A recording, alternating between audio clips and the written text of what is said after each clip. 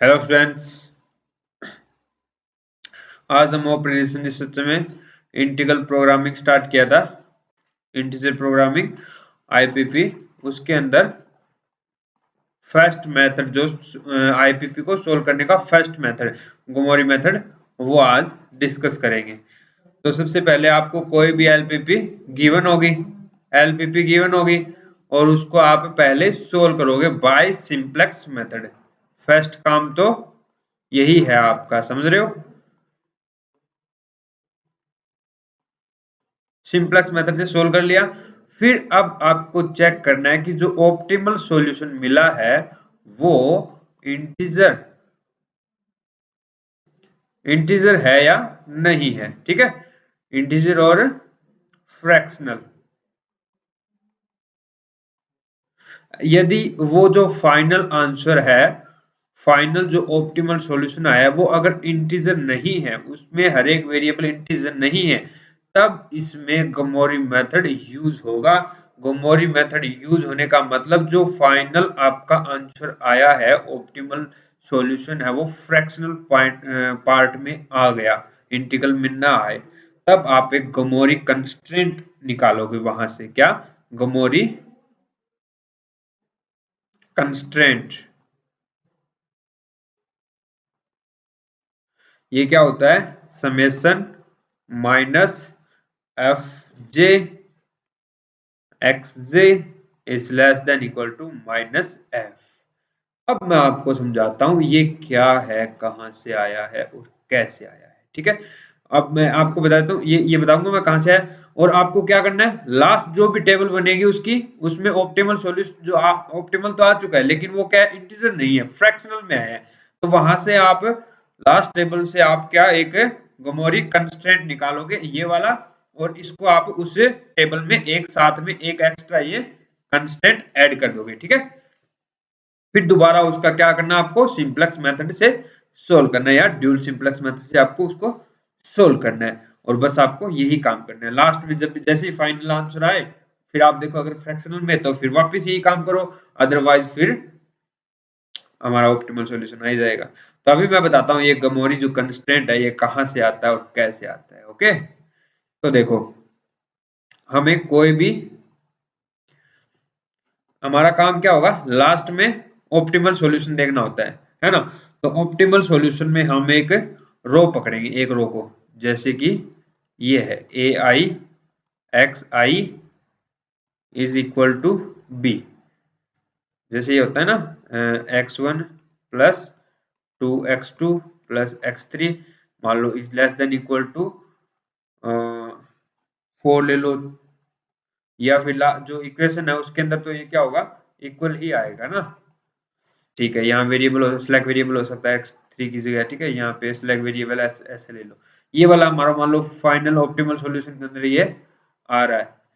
तो यहाँ से मान लो, हाँ, तो ये फ्रैक्शनल में हो सकता है, 2.5 भी हो सकता है, यहाँ पे इसके मल्टीप्लाई में 3.4 भी हो सकता है, कोई दिक्कत नहीं। ये भी 4 पॉइंट मान लो 2 हो सकता है। ऐसे ऐसे लास्ट इक्वेशन हमारी जो आ सकती है। ओके, अब देखो, ये मैंने इसी का रूप लिखा है, ये वाला।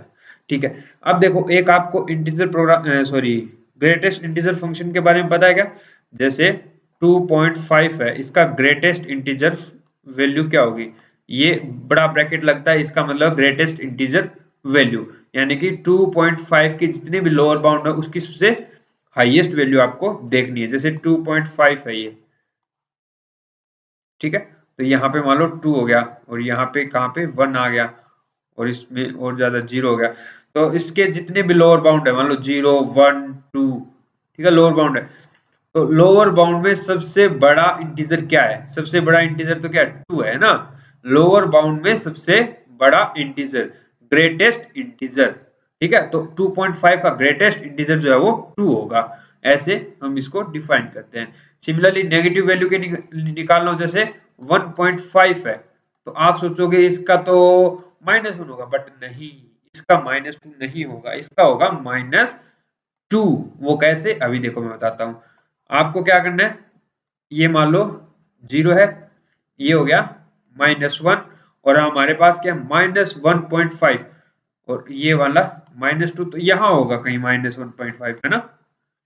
तो इससे छोटे और क्या है -3 -4 और ये -5 तो ये -1.5 है सॉरी ठीक है 1.5 तो -1.5 से छोटे इंटीजर क्या है लोअर बाउंड क्या है -5 -4 -3 -2 है ना इतने ही है बस। इनमें सबसे बड़ा इंटीजर क्या है -2 है तो इसलिए -1.5 का जो ग्रेटेस्ट इंटीजर है वो वैल्यू क्या आती है -2 आती है। ओके इतना काम हमारा हो गया ग्रेटेस्ट इंटीजर के बारे में बता दिया मैंने। अभी हम मेन थिंग पे आते हैं।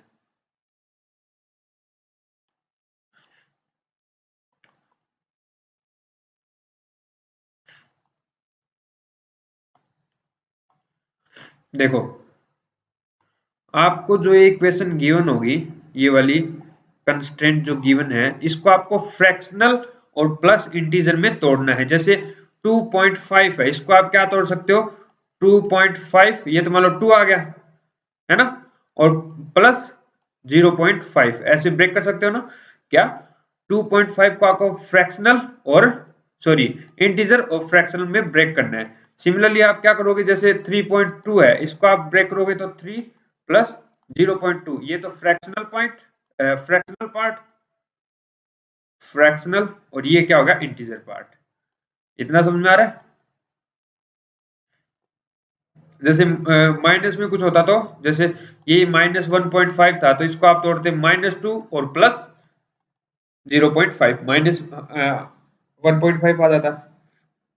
बस ध्यान रखना कि जो फ्रैक्शनल में ब्रेक किया है ये वाला क्या होना चाहिए पॉजिटिव होना चाहिए ठीक है। तो ये अपने आप आ जाएगा यदि आप इसका आप greatest integer plus fractional part लिखोगे तो आ जाएगा। ओके तो देखो जो भी आपको ये इक्वेशन गिवन होगी इसको आप फ्रैक्शनल में तोड़ोगे कैसे ए को आप ब्रेक करोगे ए आई और प्लस इसका फ्रैक्शनल पार्ट जिसको मैं एफ आई से डिनोट कर रहा हूं ठीक है और एक्स आई हमारा वेरिएबल है और इज इक्वल टू बी को भी आप उसका इंटीजर और उसका फ्रैक्शनल पार्ट यानी कि एफ से डिनोट कर दिया मैं।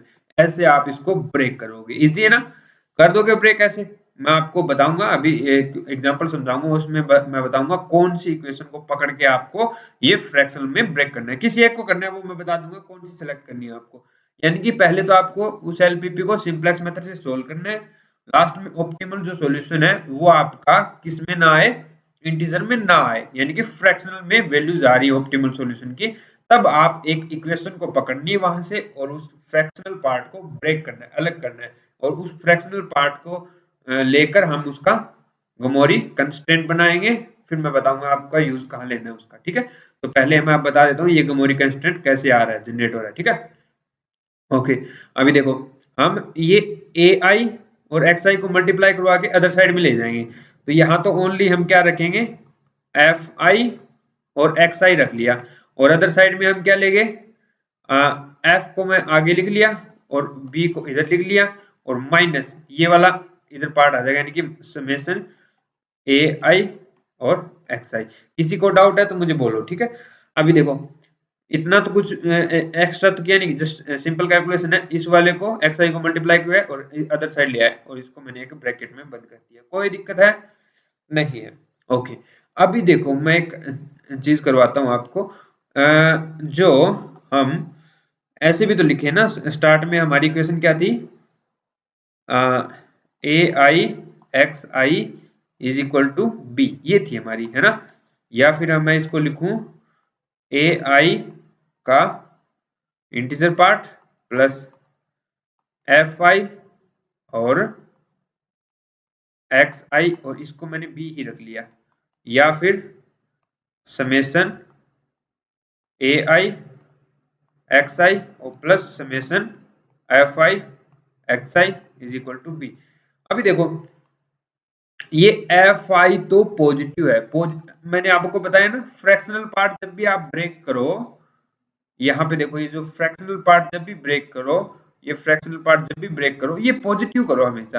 ये 0.5 पॉजिटिव लिया वैसे नंबर तो हमारा नेगेटिव था लेकिन इंटीजर को हमने मोस्ट नेगेटिव लिया और फ्रैक्शनल को पॉजिटिव लिया। ओके तो फ्रैक्शनल हमेशा पॉजिटिव होगा, ये बात ध्यान रखोगे ना। यहाँ पे जो एफ आई है वो पॉजिटिव है, और वेरिएबल तो पॉजिटिव गिवन ही होते हैं, है ना। हमारी एलपीपी के अंदर लास्ट में एक रिस्ट्रिक्शन लगा होता है कि X I all are positive, सारे के सारे एक्स आई जो है वो पॉजिटिव होने चाहिए, और प्लस आईपीपी है तो प्लस वो इंटीजर होने चाहिए, ये दो बातें लिखी होती है ना। तो यहाँ से हम देखें तो एक्स आई तो पॉजिटिव है और एफ आई भी पॉजिटिव फ्रैक्शनल पार्ट है, तो ओवरऑल ये कोई एक पॉजिटिव नंबर है। किसी नंबर में कोई पॉजिटिव नंबर जोड़ रहे हैं तो वो बी के इक्वल आ रहे हैं, तो कुछ ऐड करें तो बी के इक्वल आ रहे हैं, अगर कुछ ऐड ना करें तो वो छोटा ही होगा। यानी कि यहां से हम क्या देख रहे हैं, summation A I X I is strictly less than B, ये चीज आप देख रहे हैं। अगर ये जीरो ना हो तो स्ट्रिक्टली, अगर ये जीरो हो, फ्रैक्शनल पार्ट वाला हिस्सा जीरो हो, तब ये इक्वल भी हो सकता है। इतना समझ में आ रहा है ना सबको क्या, कि A I X I is less than B, because ये वाला पार्ट है वो पॉजिटिव है, तो किसी नंबर में पॉजिटिव नंबर ऐड करें तब वो बी के इक्वल हो रहा है, यदि इसको ऐड ना करें तो उससे छोटा ही होगा। ओके ठीक है, अभी हम क्या करेंगे, एक चीज ये नोट करो, ये वाला जो ब्रैकेट ए आई है ये तो इंटीजर है, और एक्स आई भी क्या है, इंटीजर है, इंटीजर इंटीजर इंटीजर, ओवरऑल ये नंबर क्या रह गया, इंटीजर रह गया। अब ये फ्रैक्शनल भी हो सकता है, जैसे 2.5 हो सकता है, तो ये जो नंबर है वो 2 के इक्वल या 2 से छोटा ही होगा, क्योंकि ये तो इंटीजर है और ये फ्रैक्शनल में है, तो इसका सबसे छोटा जो फ्रैक्शनल है बी का उसके इक्वल होगा। देखो जैसे मैं आपको समझाऊं, ये इंटीजर है, मान लो जैसे ए आई की वैल्यू में है 2 प्लस 2 ले ली, मतलब 4 होगी, और is less than equal to B, यानी कि बी को मैंने 5.3 ले लिया। अभी देखो ये 4 है वो 5.3 से भी छोटा है, और 4 जो है वो 5 से भी छोटा होगा, यानी कि जो इस 5 का ग्रेटेस्ट इंटीजर है उससे छोटा ही होगा। ठीक है, तो यहाँ पे ये जो है ना बी से छोटा है, इसका मतलब इसके ग्रेटेस्ट इंटीजर से भी छोटा होगा, बिकॉज ये नंबर इंटीजर है। ये इंटीजर नहीं होता तो हम कोई गारंटी नहीं ले रहे थे कि इसके बी के मतलब ग्रेट इंटीजर से छोटा होगा या नहीं होगा, बट अब यहाँ पे ए आई जो है वो इंटीजर है, इसलिए इसके बी के इंटीजर से छोटे ही होगा। तो यहां से आप एक चीज लिखना,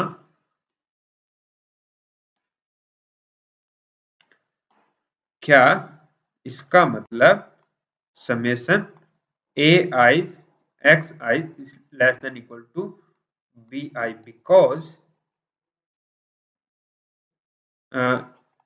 ए I's X I's is a integer, बस ये आपको लिखना है। ओके, तो यहां से आप क्या लिख पाओगे, इस बी आईज में इसे घटा दो तो क्या आ जाएगा, तो बी माइनस समेशन ए आईज एक्स आईज, ये क्या, मैंने इसको इस साइड ले गया, इसका मतलब ये क्या हो गया, ग्रेटर देन इक्वल टू 0 हो गया। इतना समझ में आ रहा है। अभी देखो थोड़ा और आगे पढ़ेंगे हम इसको।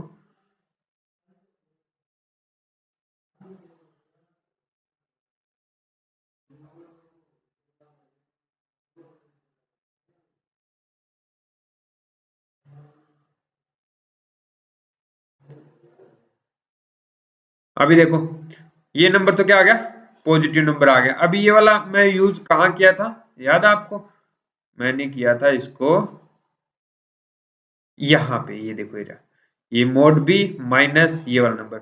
अभी हमने क्या देखा, ये नंबर तो पॉजिटिव है, यानी कि किसी नंबर के इक्वल क्या आ गया, एफ प्लस कुछ पॉजिटिव क्वांटिटी ऐड किया तो ये इक्वल आ गया इसके, इसका मतलब mod F I X I जो है वो पॉजिटिव है एफ से, mod F I X I is greater than equal to F, because F में कुछ ऐड किया था, पॉजिटिव नंबर ऐड किया था, तब ये इसके इक्वल आ रहा था। अगर उसमें ऐड ना करूं एफ में तो छोटा ही रहेगा ऑब्वियसली, एफ है ना।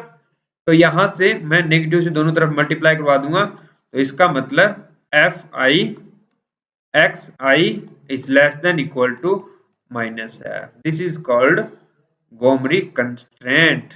कोई दिक्कत आई? गोमरी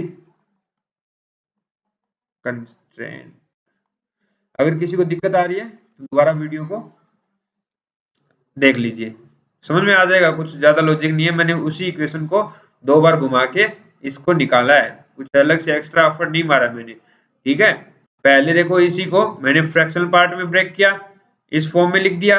ठीक है, और दूसरी बार किया क्या, मैंने खुद उसी इक्वेशन को पकड़ा और अब की बार सिर्फ ए आई को फ्रैक्शनल पार्ट में लिखा और इसको गायब करके ये लेस देन इक्वल टू लिख दिया। और फिर मैंने यहां से देख लिया कि हमारा बी आई माइनस ये वाला नंबर तो पॉजिटिव नंबर आ रहा है, तो ऊपर उसी में यूज करके मैंने ये गोमरी कंस्टेंट फाइंड आउट कर लिया। काफी इंपॉर्टेंट है ये गोमरी कंस्टेंट हमारा अब आईपीपी को सोल्व करने के लिए यही काम में आने वाला है, समझ रहे हो ना। तो अभी इसका हम यूज करेंगे हमारे क्वेश्चंस के अंदर। तो एक्चुअली आज आप ये गोमरी कंस्ट्रेंट ही फाइंड करना सीख लो। मैं आपको बस एक एग्जांपल से समझाता हूँ कि कोई भी इक्वेशन है वो गिवन होगी जनरली, हमें उसका गोमरी कंस्ट्रेंट कैसे फाइंड आउट करना है। तो मैं आपको एक एग्जांपल के तौर पे इसको फाइंड करना समझाता हूँ, कोई भी इक्वेशन लेके समझाता हूँ। देखो मैं एक इक्वेशन ले रहा हूँ, जैसे 5/2x1 plus 3x2 plus 3/5x3 is equal to B. B की मैं वैल्यू ले रहा हूं 9/4।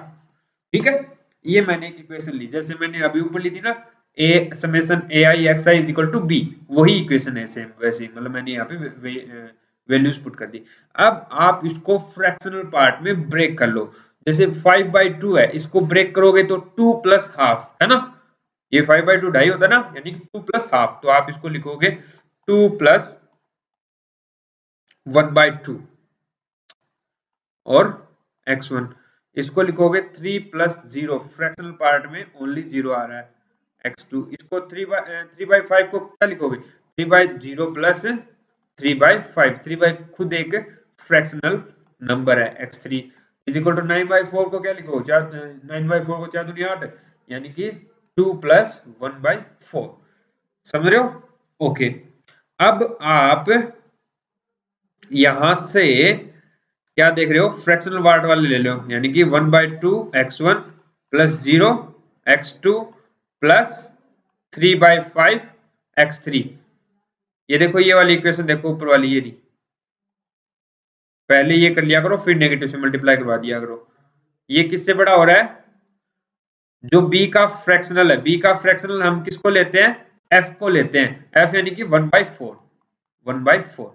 तो यहां से हमारे पास जो गोमरी कंस्टेंट है वो ये आ गया, इसको आप लेस देन इक्वल टू बनाओगे तो इसको करोगे माइनस से multiply, x2 minus 3/5 x3 is less than equal to minus 1/4। This is called the Gomory constraint for the equation this. Okay, तो ये हमारा गोमरी कंस्टेंट है। तो ये Gomory constant easily find out करना सीख जाइए।